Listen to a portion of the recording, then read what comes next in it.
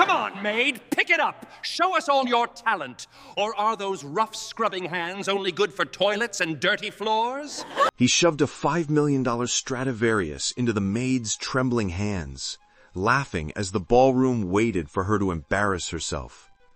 He thought her rough fingers belonged to a nobody. He had no idea the woman he mocked was a fallen prodigy, a genius forced into silence.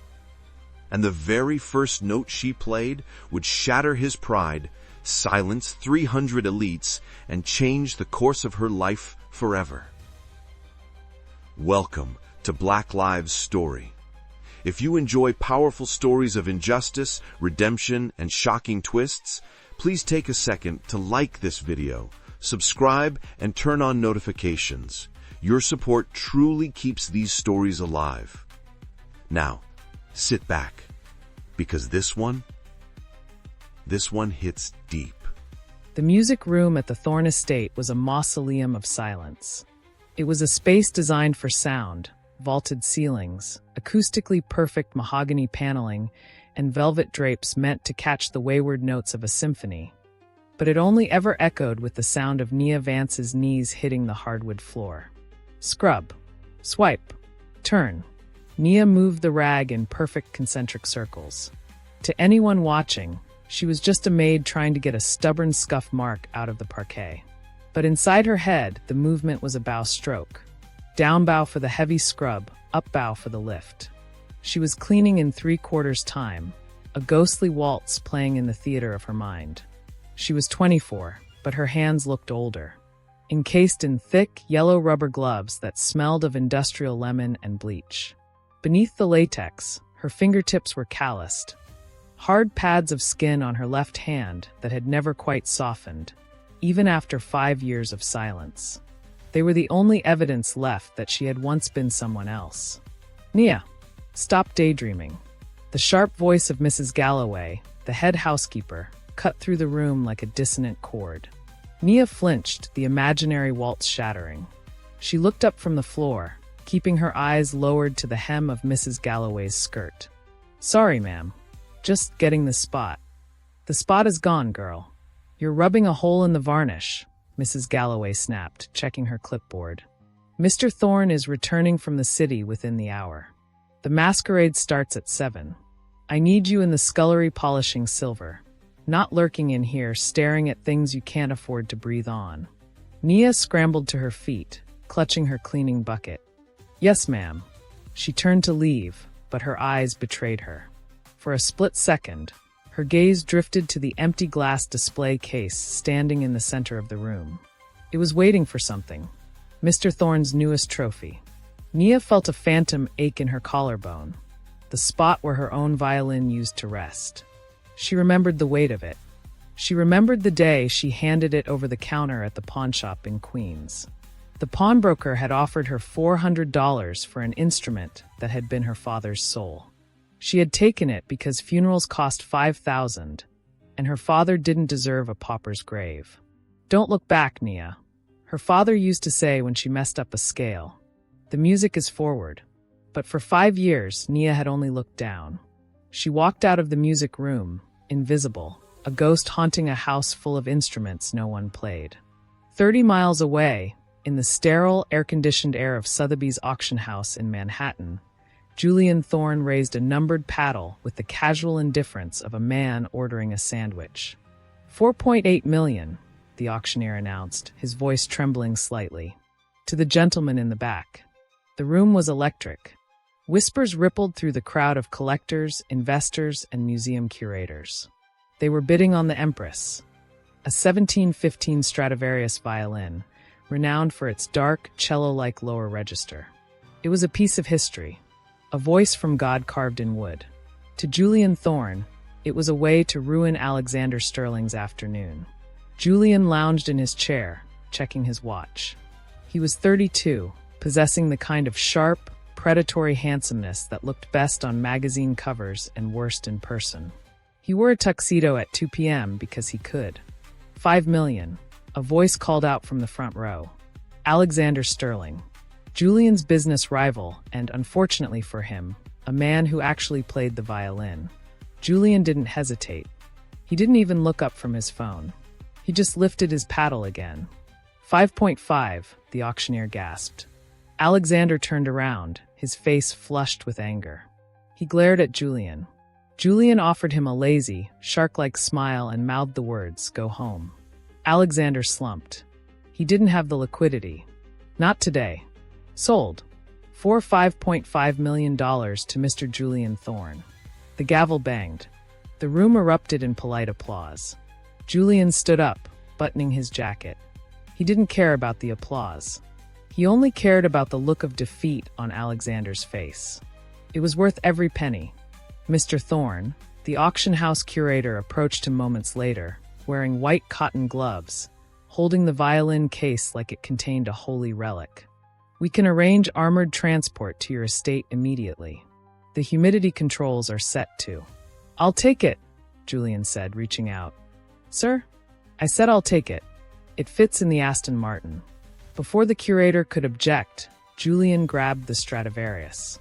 He didn't hold it by the body, reverently. He grabbed it by the neck, his thumb pressing against the ancient fingerboard, swinging it casually at his side like a gym bag. The curator looked like he was going to vomit. "Sir, please, the varnish." "It's wood, Gerald. It's not made of sugar," Julian scoffed, turning toward the exit. "Besides, I need it for the party tonight. A masquerade needs a centerpiece, doesn't it?" He walked out into the bright Manhattan sunlight, tossing the $5 million instrument into the passenger seat of his convertible. He didn't wonder what it sounded like. He didn't care who had played it before him. He owned it. That was the only note he knew how to play. The sun began to set over the Thorne estate, casting long, bloody shadows across the manicured lawns. The house was waking up. The Grand Masquerade was Julian's annual display of dominance. 300 of the East Coast's elite were descending upon the mansion, faces hidden behind masks of silk, leather, and gold. In the servants' quarters, the air was thick with steam and panic. Nia stood in front of a cracked mirror, adjusting her uniform. The black dress was stiff with starch, the white apron bright enough to hurt her eyes. She pulled her hair back into a tight bun, securing it with pins that dug into her scalp. "Masks on," Mrs. Galloway barked, moving down the line of staff. That was the rule. The staff had to wear plain black domino masks. Julian liked the aesthetic. He wanted his servants to look like shadow puppets, uniform and faceless. Nia tied the black ribbon behind her head. The mask pressed against her cheeks. It felt suffocating. It erased her eyes, her expressions, her humanity.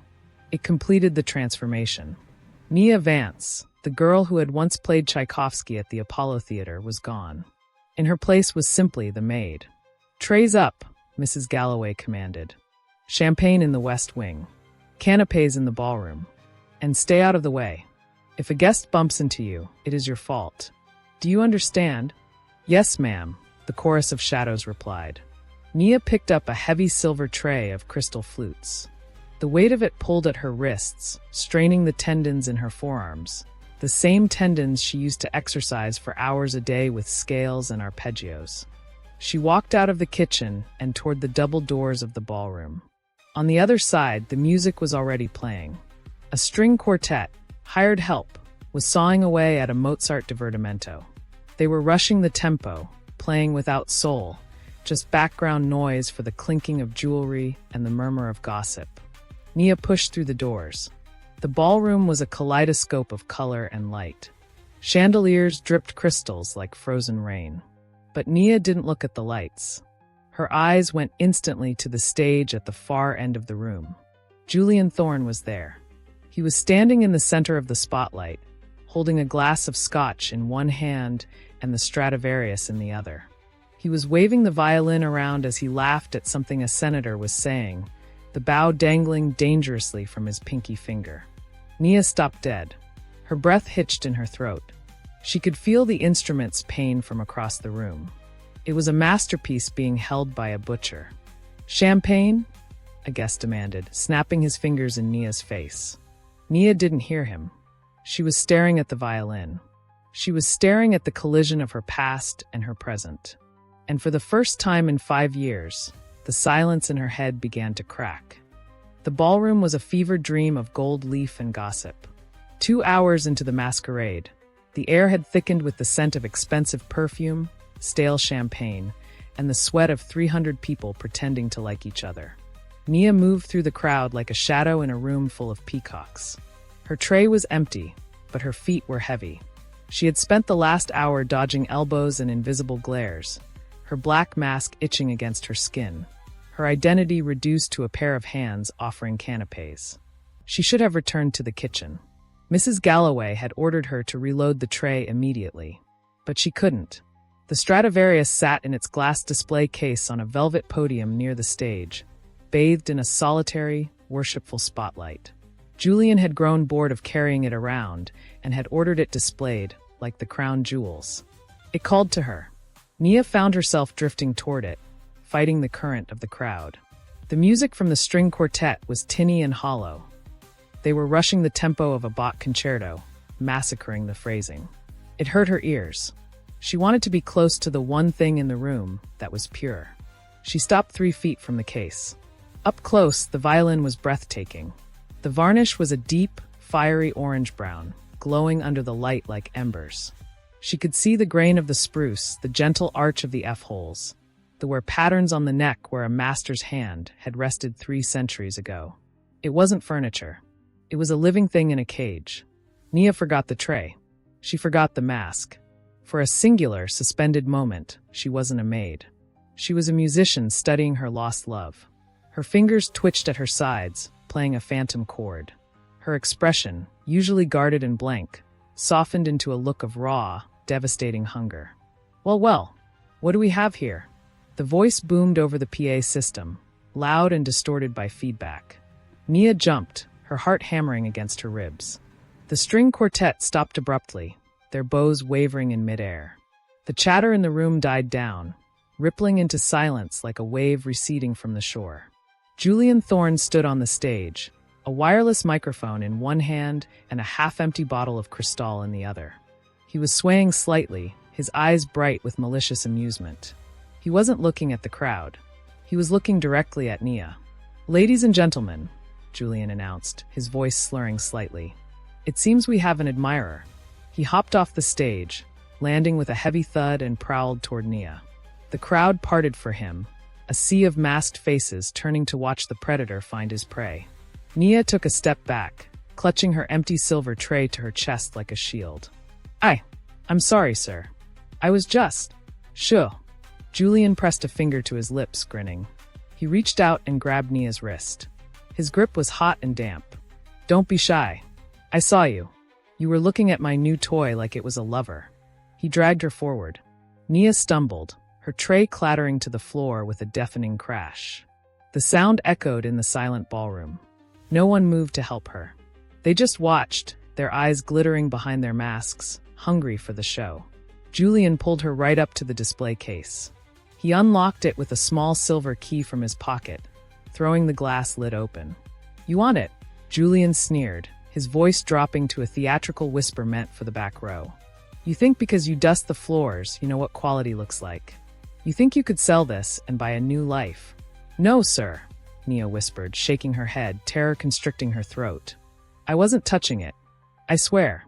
"Oh, you wanted to," Julian laughed. He reached into the case and lifted the Stradivarius. He held it by the neck, careless and cruel. "Look at her," he addressed the crowd. "The help has aspirations. She thinks this is for her." A ripple of laughter moved through the room. It was a dark, ugly sound, the sound of people relieved they weren't the target. Julian turned back to Nia. A cruel idea sparked in his eyes, a way to turn this boring party into a legend. "Tell you what," Julian said, shoving the microphone into his pocket. He grabbed the bow from the case. "Let's make a bet. A real Cinderella moment." He shoved the violin toward her. "Play this," he commanded. Nia froze. She stared at the wood. "Sir?" "Play it," Julian repeated, his voice hardening. "If you can pick this up and make a sound that isn't a screeching, dying cat. If you can play a single scale without making my ears bleed. I will get down on one knee and marry you right here. Tonight." The crowd erupted. Laughter, shock whistles. "Marry the maid," someone shouted from the back. Do it, Julian. She'll break it, another voice cried. I can't, Nia stammered, backing away. Please, Mr. Thorne. I have work to do. Mrs. Galloway is waiting. I don't care about Mrs. Galloway, Julian snapped. He closed the distance, invading her personal space. He smelled of scotch and arrogance. I am offering you the chance of a lifetime, darling. Half my fortune. The estate. The car. All you have to do is prove you're not just a pair of hands in a uniform. Prove you have a brain in there. He thrust the violin into her chest. Nia's reflexes kicked in. She dropped her hands to catch it before it fell. The moment her skin touched the wood, the world tilted. It was heavier than she remembered. Not physically, a violin weighs less than a pound, but emotionally. It felt like holding a dead body. It felt like holding her father's hand in the hospital. The vibration of the strings against her palm sent a shockwave of memory through her body. The smell of rosin. The sound of the metronome. The applause. The silence. Look at her, Julian crowed, turning to his guests. She's holding it like a broom. This is going to be tragic. Nia stood paralyzed in the spotlight. The light was blinding, hot against her face. She felt strippingly exposed. The violin was a foreign object in her hands, a weapon she had sworn never to pick up again. Come on, Julian yelled, circling her like a ringmaster. Squeak for us, Cinderella. Sing for your supper. The crowd leaned in. 300 masks. 600 eyes. Waiting for the failure. Waiting for the noise. Nia looked down at the instrument. The scroll was carved in the shape of a perfect spiral. It was beautiful. It was innocent. And it was currently the instrument of her torture. She couldn't breathe. The walls were closing in. The weight of the violin threatened to crush her ribs. The Stradivarius burned in Nia's hands. It wasn't a physical heat, but a psychic one. Holding the instrument felt like holding a live wire that connected directly to the worst day of her life. The weight of the maple back against her palms brought it all rushing back.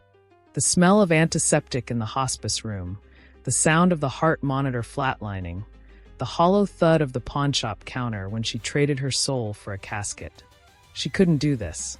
She couldn't unclench the fist around her heart that she had kept closed for 5 years.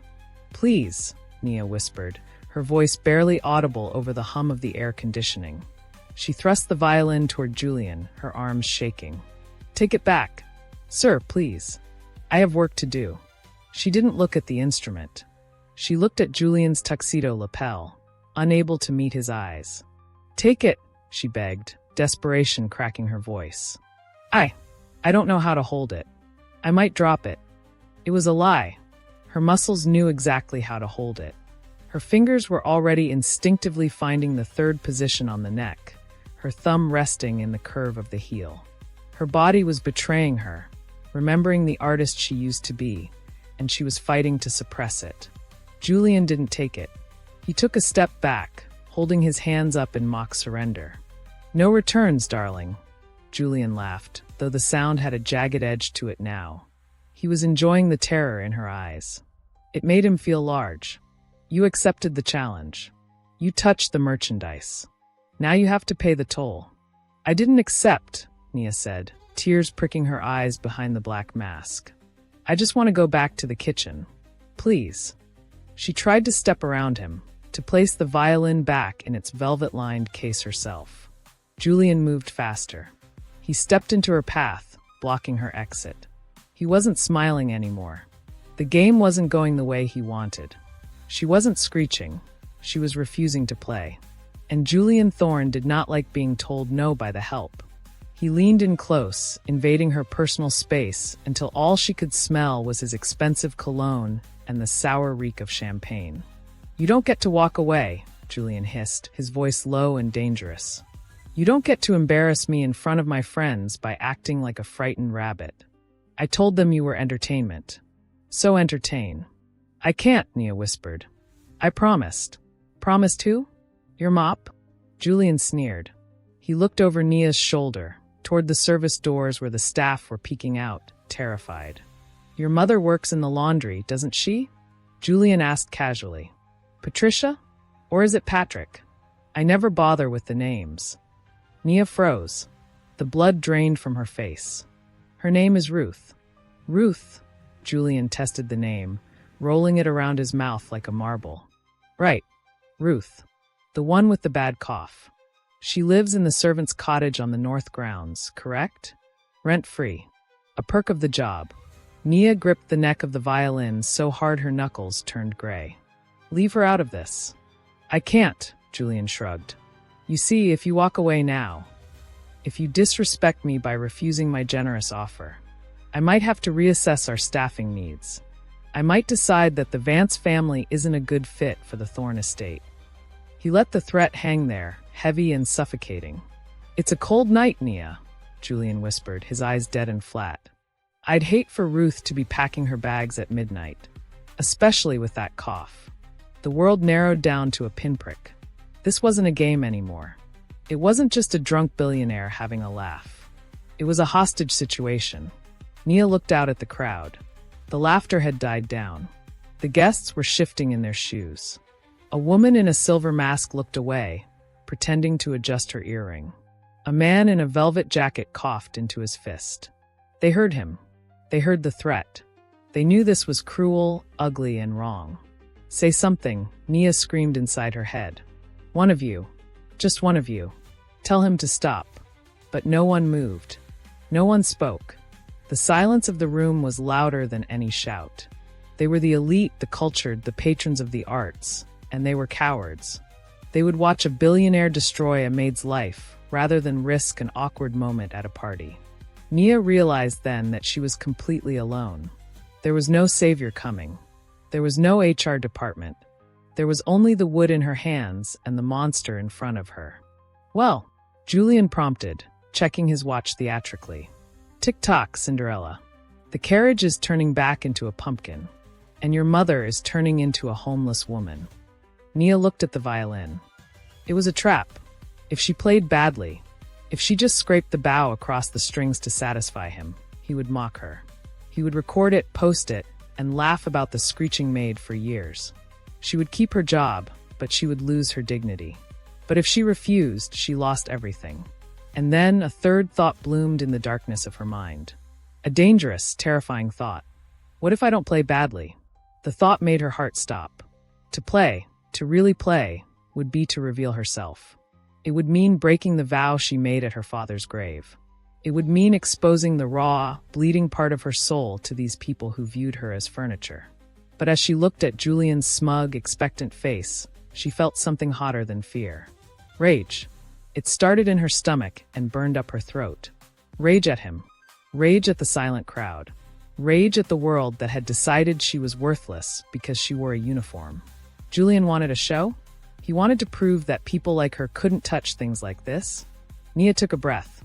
It was a shaky, ragged sound. Fine, she whispered. Excuse me? Julian leaned in, cupping his ear. I didn't catch that. Nia looked up. Her eyes, behind the black mask, were dry and hard. I said fine, Nia said, her voice steadying. I'll play. She didn't hand the violin back. She didn't cower. She lifted the instrument. Julian grinned, stepping back to give her room, spreading his arms to the crowd like a ringmaster presenting a circus freak. Ladies and gentlemen, the moment of truth. He didn't notice the way Nia handled the instrument. He didn't notice that she didn't grab it like a broom anymore. He didn't see her thumb slip effortlessly into the crook of the neck, or her chin find the rest with the familiarity of a lover returning home. He only saw the uniform. He only saw the victory. Nia stood in the center of the ballroom, the Stradivarius raised. She was trapped, yes, but she was about to find out that a cornered animal is the most dangerous thing in the world. Nia lifted the Stradivarius. The movement was slow, agonizingly heavy, like lifting a coffin lid. As she brought the instrument up, the maple back brushed against the rough fabric of her uniform, a sound like dry leaves skittering on pavement. She expected Julian to back away. She expected him to give her the stage, to let her fail from a safe distance where he could laugh without being hit by the shrapnel of her humiliation. He didn't.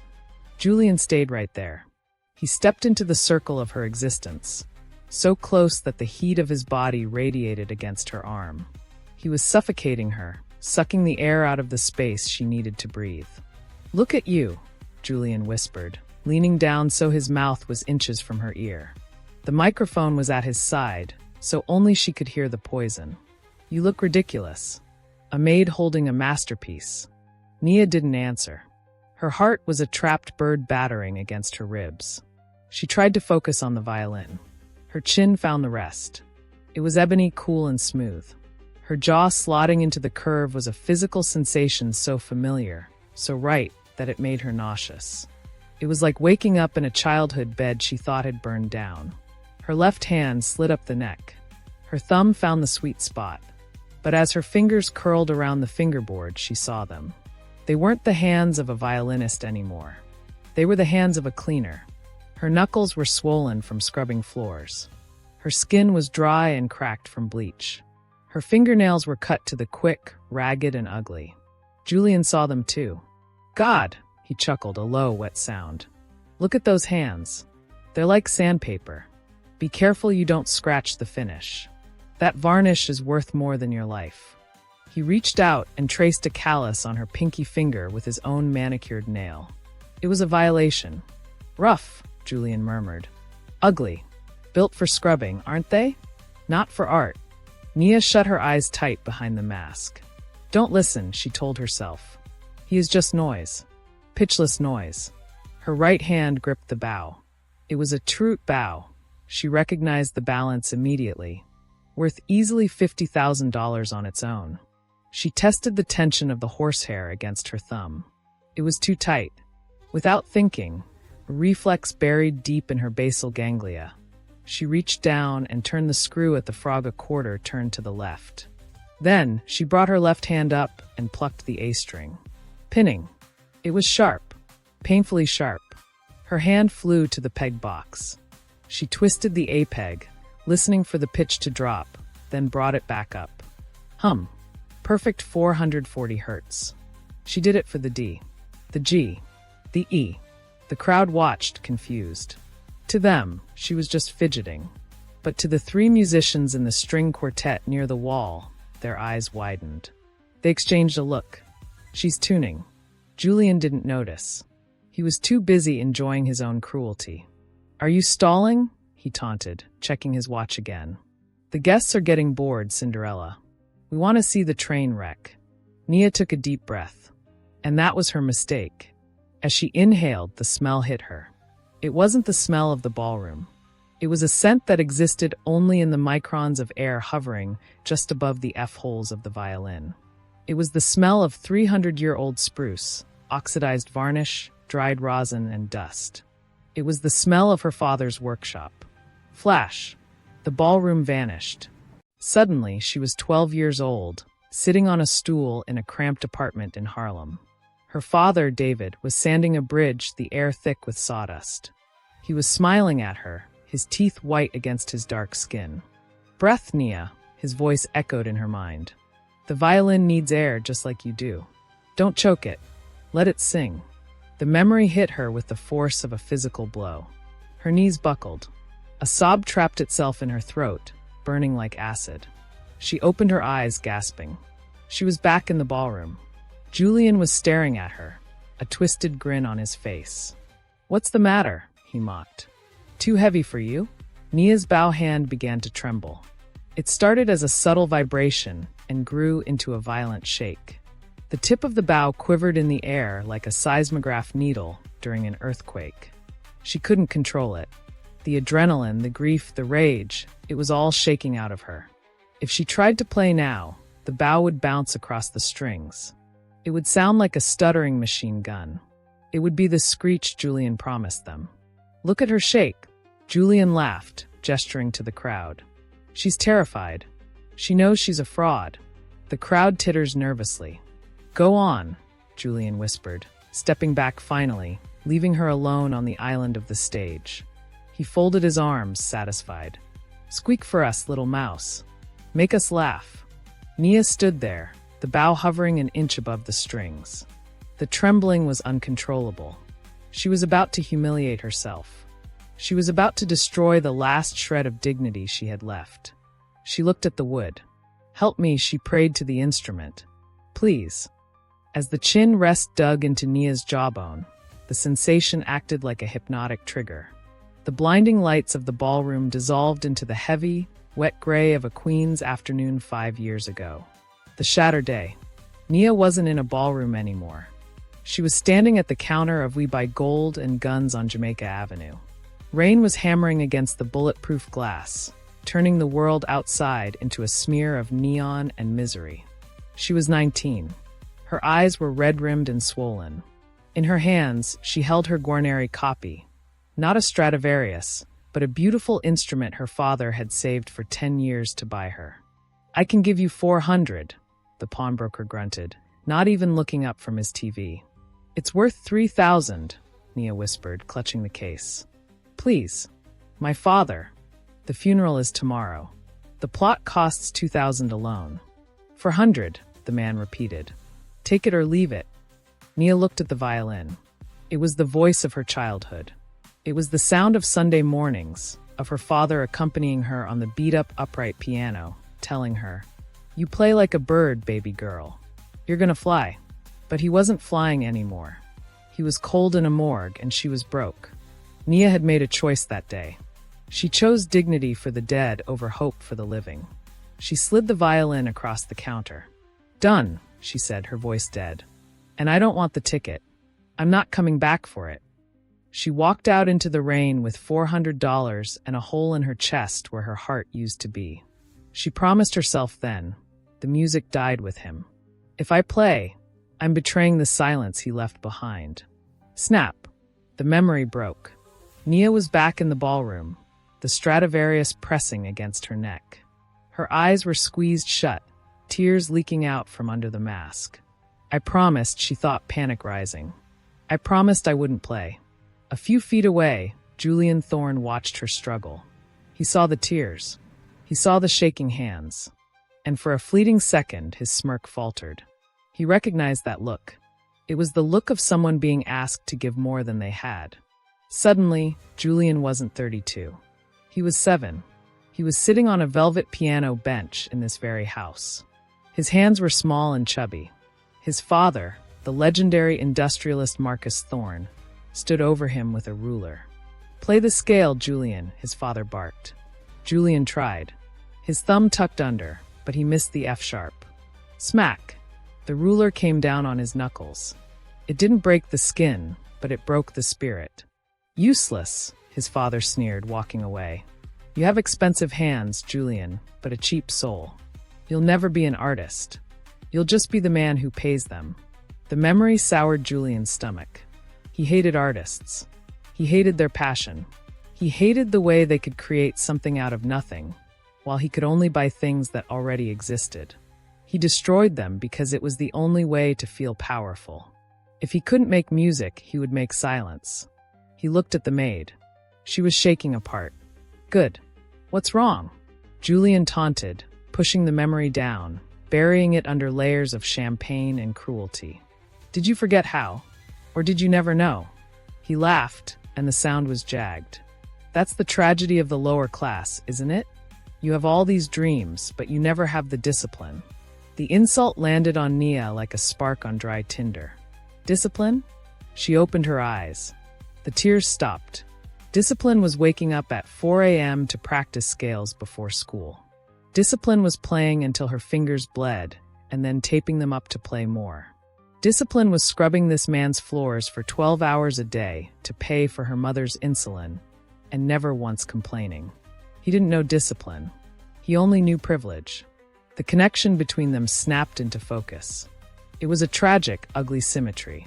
He was a man who owned the music, but couldn't speak the language. She was a woman who was the music, but had been forced to cut out her own tongue. No, Nia thought. The rage she had felt earlier shifted into something colder, sharper. "You don't get to tell me about discipline." She looked at the violin. It wasn't her enemy. It wasn't a reminder of death. It was a hostage. Julian was holding it prisoner, just like he was holding her. "Let it sing, baby girl," her father's voice whispered from the memory. "It's not betraying me. It's bringing me back." Nia stopped shaking. She shifted her weight. She planted her feet wide in a stance that wasn't a maid's posture. It was a soloist's stance. She lifted her chin, locking the violin into place. She tightened her grip on the bow. Not a death grip this time. A master's grip. Loose. Fluid. Ready. Julian saw the change. His smile wavered. "What are you doing?" Nia didn't answer. She didn't look at him. She looked past him into the void. She wasn't playing for him. She wasn't playing for the crowd. She was playing for the pawn shop. She was playing to buy back her soul. Nia closed her eyes. She inhaled, filling her lungs with the stale air of the ballroom, and exhaled the fear. She placed the bow on the G-string. She didn't hesitate. She didn't tremble. She applied the weight of her entire arm, digging the horsehair into the wound-gut string, and pulled. Growling hum. The sound wasn't a squeak. It was a detonation. A dark, rich, guttural cry tore through the silence of the ballroom. It was the sound of earth and blood, a resonance so deep and powerful that it seemed to vibrate in the floorboards. The room gasped. It was a collective, involuntary sound, like the air being sucked out of an airlock. Julian's smirk vanished instantly. His glass of scotch stopped halfway to his mouth. Nia didn't stop. She launched into the opening cadenza of Maurice Ravel's Tsigan. It was a piece of suicidal difficulty, a rhapsody written for virtuosos, demanding everything a violinist had to give. And Nia gave it everything. She moved up the fingerboard, her left hand flying like a spider, executing a run of rapid-fire notes that cascaded down like falling water. She shifted into double stops, playing two strings at once, creating a harmony that sounded like two violins weeping in conversation. She wasn't looking at the crowd. She was looking inward. The violin woke up. For 300 years, this instrument had been passed from collector to collector, kept behind glass, polished but rarely played with passion. It had been starving. Now, under the hands of a woman who knew what it meant to hunger, the Stradivarius roared. It recognized her. Not her name, but her touch. It felt the calluses on her fingertips, the armor of a worker. It felt the desperation in her bow arm. It responded with a tone that was pure gold, bright and searing. Nia swayed. The stiffness of the Maid disappeared. Her body became fluid, an extension of the wood. She leaned into the phrases, her face twisting in a grimace of beautiful agony. She was channeling 5 years of scrubbing floors, 5 years of, yes, sir, 5 years of being invisible. She poured it all into the F-holes, and the violin transmuted her pain into beauty. The transformation in the room was absolute. The guests, hidden behind their masks, were paralyzed. The entertainment had become a spiritual event. A woman in the front row, wearing diamonds worth more than Nia's lifetime earnings, let a tear slip out from under her mask. She didn't wipe it away. The class divide evaporated. The music didn't care about their bank accounts. It didn't care about the uniform. It cut straight through the pretension and grabbed them by the throat. Julian Thorne stood frozen, inches away from her. He felt stripped naked. He had intended to expose her as a fraud, but instead, he had exposed himself. He was the fraud.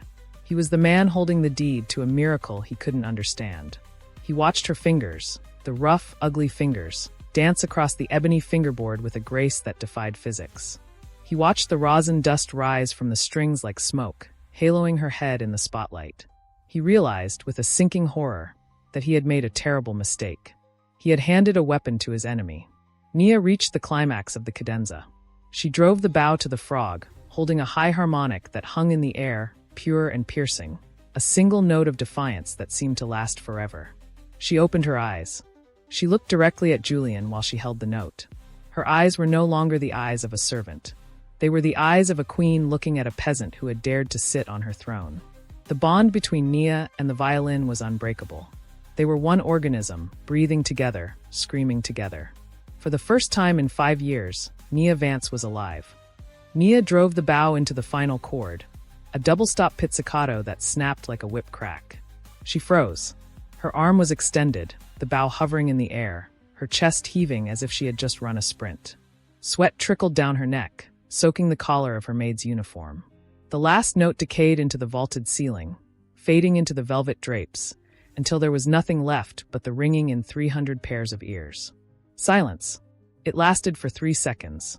Then the woman in the front row, the one with the diamonds, clapped. A single sharp smack. Then the man beside her. Then the string quartet. Then the room exploded. It wasn't the polite, gloved applause of a society gala. It was a roar. It was the sound of people who had been shaken awake. Guests were cheering. The Dean of Juilliard was pushing his way to the front, his eyes wide. Nia lowered the violin. She felt lightheaded. The adrenaline crash hit her, and she stumbled slightly. She looked out at the sea of masks, no longer terrifying, but adoring. For the first time in 5 years, she wasn't invisible. She was luminous. She turned to Julian, a small, tentative smile forming behind her mask. She had done it. She had met the challenge. But Julian Thorne wasn't clapping. He was standing very still, his face draining of color until it matched his white shirt. He looked around the room. He saw the adoration in their eyes. He saw the way they were looking at the maid, not as a prop, but as a prodigy. And he saw them looking at him not as a king, but as a fool who had just lost a bet. "They are laughing at you," a voice hissed in his head. "She made you look small." The humiliation was a physical pain, a hot spike in his gut. He couldn't handle it. The narrative was slipping away from him. Julian snapped. He lunged forward. "Give me that," he shouted. He didn't wait for her to hand it over. He grabbed the neck of the Stradivarius and yanked it from her grip. Screech. The strings cried out in protest, a jagged, ugly noise that cut through the applause like a knife. The crowd flinched. The cheering died instantly, strangled in 300 throats.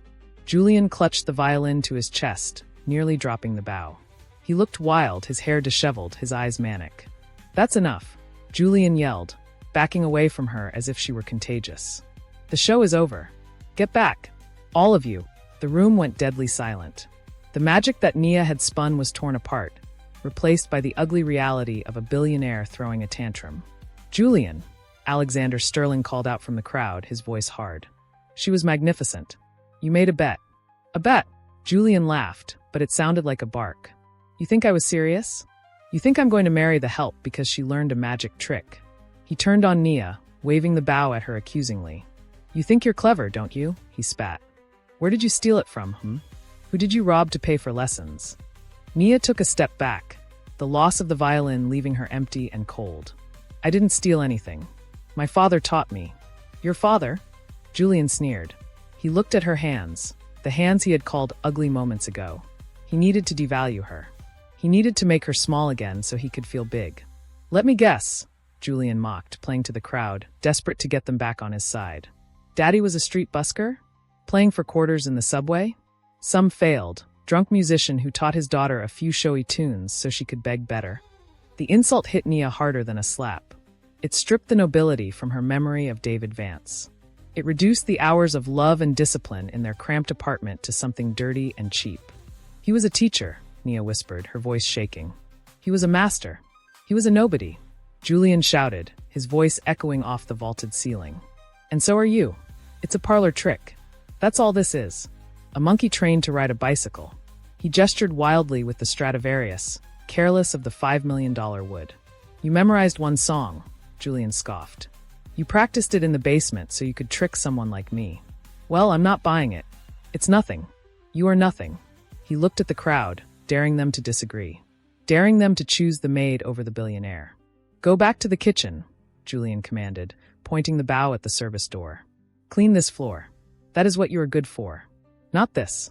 He clutched the violin possessively. "This belongs to me. Art belongs to people who can afford it." Nia stood alone in the spotlight.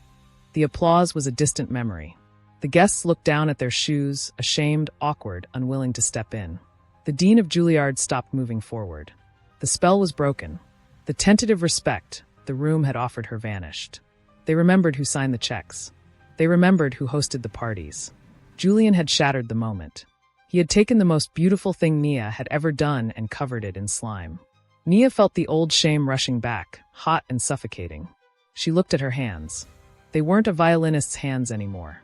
They were just empty, trembling hands that smelled of bleach. "Go!" Julian screamed. Nia flinched. The connection was severed. She wasn't a virtuoso. She was just a maid who had stepped out of line.